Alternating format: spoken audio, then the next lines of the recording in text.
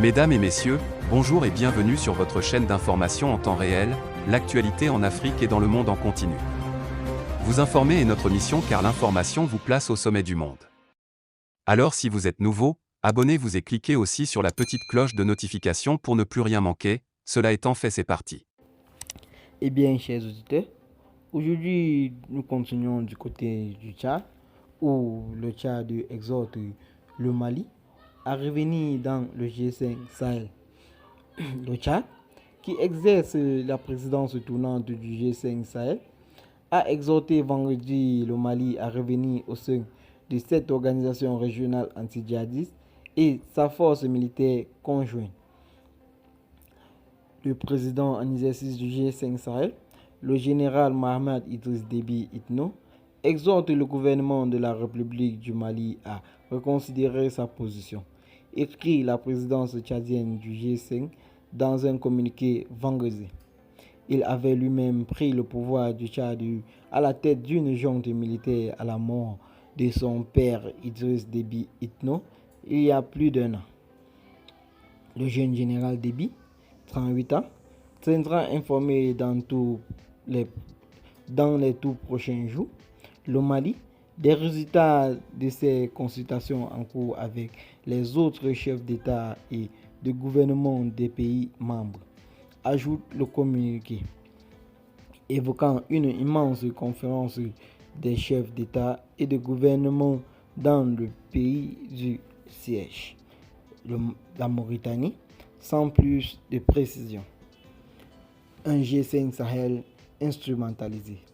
La junte militaire malienne a annoncé lundi que son pays se retirait de cette alliance comprenant aussi le Niger, la Mauritanie, le Burkina Faso et le Tchad pour lutter contre l'expansion des groupes djihadistes du Sahel, accusant le G5 Sahel d'être instrumentalisé par l'extérieur. Bamako visait implicitement la France avec ses relations qui se sont considérablement dégradées depuis un coup d'État militaire en août 2020. Poussé dehors par la junte, la France a annoncé en février le retrait de sa force militaire anti-djihadiste Barkhane qui doit s'achever à l'été. Mercredi, le président du Niger, Mohamed Bazoum, avait estimé, lui, que le G5 Sahel était mort après le départ du Mali, blâmant ce pays pour sa fuite en avant que l'isole en Afrique et privé le continent d'une stratégie concertée et coordonnée pour lutter contre le terrorisme.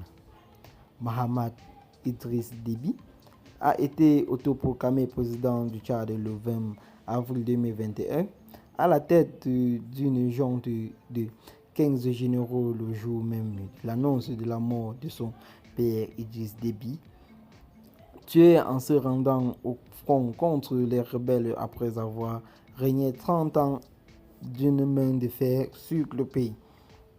Immédiatement après, la France, l'Union européenne et l'Union africaine l'avaient adoubé, prêtant le flanc de l'accusation de pratiquer une politique de 2 points, 2 mesures en condamnant et sanctionnant d'ailleurs sur le continent les militaires putschistes au Mali notamment.